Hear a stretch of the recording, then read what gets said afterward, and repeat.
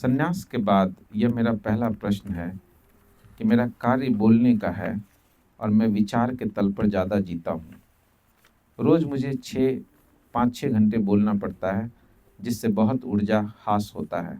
और जो आपने बौद्धचर्या दी है, तो उसमें कैसे समन्वय स्थापित करूं और बोध की दिशा में आगे बढ़ूं। बोधिसत्व विश्व बंधु। संन्यास के बाद मेरा यह पहला प्रश्न है कि मेरा कार्य बोलने का है और मैं विचार के तल पर ज़्यादा जीता हूँ। रोज़ मुझे 5-6 घंटा बोलना पड़ता है, जिससे बहुत ऊर्जा का ह्रास होता है। बोलने से ऊर्जा का ह्रास नहीं होता। फिर तो मैं इतना बोलता हूँ तो ऊर्जा का ह्रास हो जाता है। कुछ भी करने से, कर्म से ऊर्जा का ह्रास नहीं होता। कर्म के साथ बोलते समय ये सोचना कि बोलना गलत है, उससे ऊर्जा का ह्रास होता है।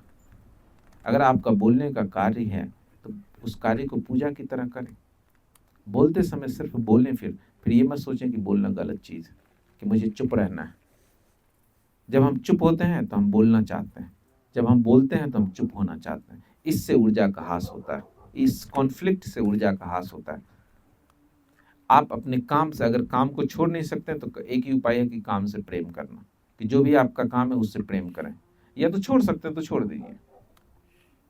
आपको प्रेम नहीं है, छोड़ने का मतलब है आपको प्रेम नहीं है, छोड़ दीजिए। अगर नहीं छोड़ सकते तो फिर लव योर जॉब, जो भी कर रहे हैं उसको प्रेम से करो, क्योंकि कॉन्फ्लिक्ट से ऊर्जा का नाश होता है। जो काम तुम प्रेम से करते हो उससे तुम और ऊर्जा मिलता है। आप पाएंगे बोल के और आप ताजा हो गए, फ्रेश हो गए, और 5-6 घंटा बोलने के बाद आपके भीतर गहन मौन उतरेगा। फिर बोलते समय अगर आप टोटलिटी से बोलेंगे, फिर तो जब आप चुप होंगे तो टोटल चुप हो जाएंगे, फिर भीतर एक शांति उतरेगी। तो बोलते समय बोलें, और काम है, जो भी कर्तव्य है, जो भी आपका धर्म है, उस धर्म को निभाएं। धर्म के साथ जो भी आपका धर्म है, सामाजिक धर्म है, कोई टीचर है तो उनका धर्म है पढ़ाना, कोई पत्नी है तो उनका धर्म है पति की सेवा करना, कोई पति है तो उनका धर्म है पति की जिम्मेवारी उठाना। जिसका भी जो धर्म है, कोई पिता है तो उसका धर्म है बच्चे की। अब सुमेध यहाँ है तो सुमेध खेलने चला जाता है, तो सिद्धार्थ उठ के चला जाए या देवप्रिया उठ के चला जाए, तो मैं थोड़ी ऐसा कहता हूँ कि तुमने कुछ गलत किया। पिता का धर्म है उठ के जाना, बच्चे का ध्यान रखना। अगर उसने बच्चा पैदा किया है तो पिता का धर्म है अपने धर्म को निभाना, धर्म के साथ होना है। तो जो भी तुम्हारा धर्म है, माँ, तो अगर तुम किसी के बेटे हो तो तुम्हारा बेटा होना धर्म है, बेटे होने की जिम्मेवारी उठाओ, अपने माँ के प्रति जिम्मेवार रहो।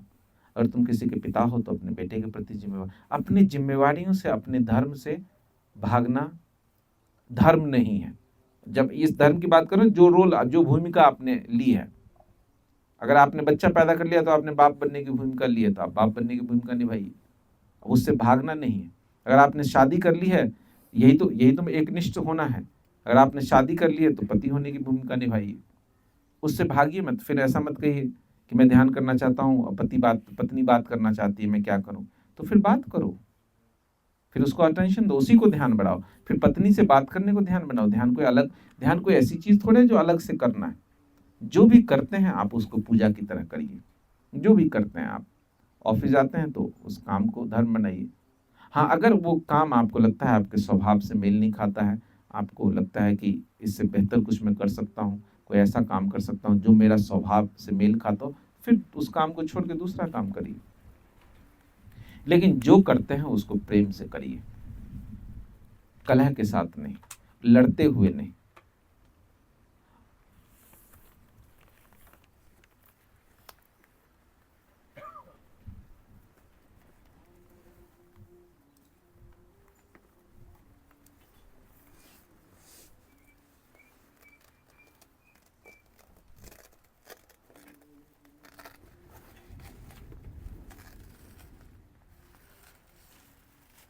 लड़ते हुए नहीं। लड़ने से ऊर्जा का ह्रास होता है, कर्म से नहीं। अगर मैं मान लो अभी शिविर ले रहा हूँ, तुम लोगों से बात कर रहा हूँ, मैं सोचूं कि ये मैं क्या कर रहा हूँ, क्यों कर रहा हूँ, कब शिविर खत्म हो, मुझे कुछ और करते रहना चाहिए, इससे अच्छा तो मैं अकेले बैठा रहता, मुझे चुप रहना है, मुझे क्यों बोलना पड़ा है, तो फिर मैं थकूंगा।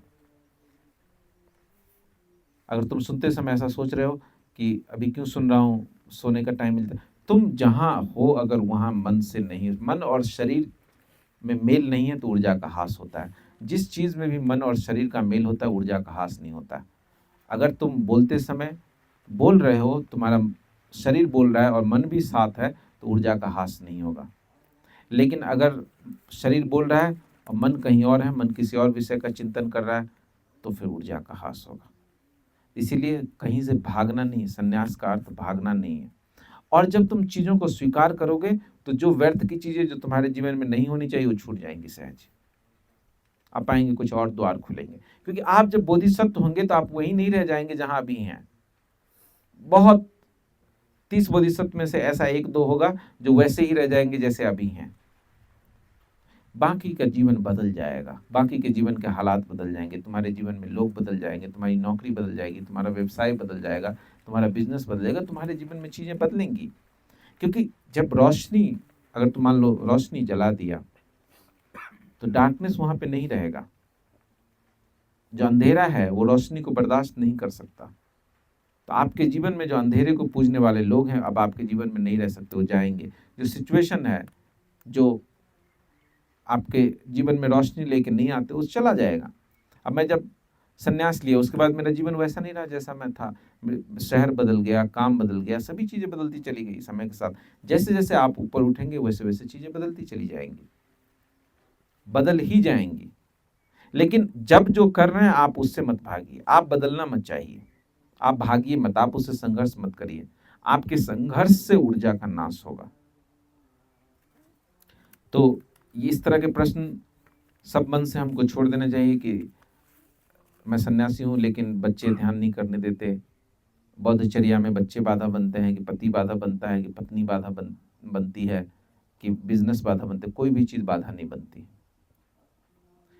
आप मन और शरीर को एक करने की कला सीख जाएंगे तो कोई भी चीज़ बाधा नहीं है। मन और शरीर को एक करने की कला नहीं सीखेंगे तो आप यहाँ बैठे रहेंगे, यहाँ बैठना भी बाधा बन जाएगा।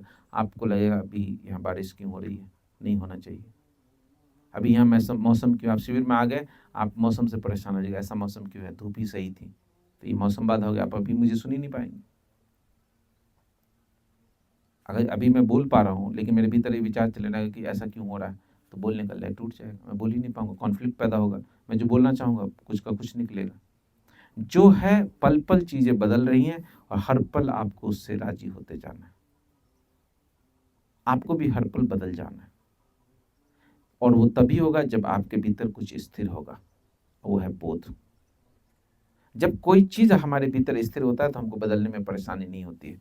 जिसके पीछे ऐसा हुआ, एक आदमी भगवान से, एक साधक आया, भगवान से बोला, जिब्रिश होता था वहाँ पे, भगवान थे संध्या सत्संग में, जिब्रिश होता था। उसने बोला कि ध्यान के बाद मौन उतर जाता है, जिब्रिश में बोलने से मौन में बोलना अच्छा नहीं लगता, बोलने का मन नहीं करता। तो भगवान ने बोला कि फिर तुम्हारा मौन नकली है। तब तो अगर ऐसा होता कि ध्यान से मौन घटता और मौन बोलने से टूट जाता, फिर तो मैं बोल ही नहीं पाता, मैं कैसे इतना बोलता हूँ।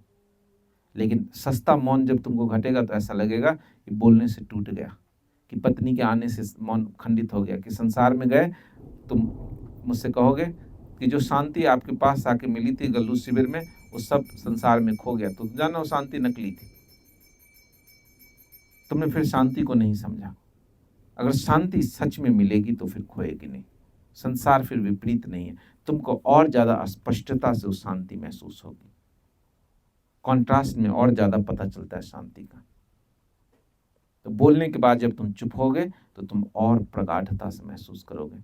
कोई जब तुम्हारे पास आएगा और तुम सहजता से उसके होने को स्वीकार करोगे कि हाँ, अब तुम बैठे हो, कोई आ गया, तुमने उसको स्वीकार कर लिया, जब वो उठ के जाएगा तो तुम पाओगे और तुम्हारी शांति गहरी हो गई भीतर। लेकिन उससे तुम अगर लड़ोगे, उसे रेसिस्ट करोगे, तो उसके जाने के बाद तुम पाओगे बेचैन हो गए और तुम यही लड़ते रहो, क्यों आ गया ये, वो चला भी जाएगा फिर भी तुम्हारे साथ रहेगा, तुम मन ही मन उसको गाली देते रहोगे, ये कौन सा टाइम है आने का, क्यों आ गए, मुझे क्यों टोक दिया, मैं बैठे बैठे ध्यान कर रहा था, तमीज नहीं है बात करने की। सही कहते हैं भगवान, अपना आश्रम होना चाहिए, जल्दी कुछ करना पड़ेगा, संसार विरोधी है। तो इस तरह की चीजें, इस तरह के विचार, इस तरह के कॉन्फ्लिक्ट से ऊर्जा का ह्रास होता है, बोलने इत्यादि से नहीं।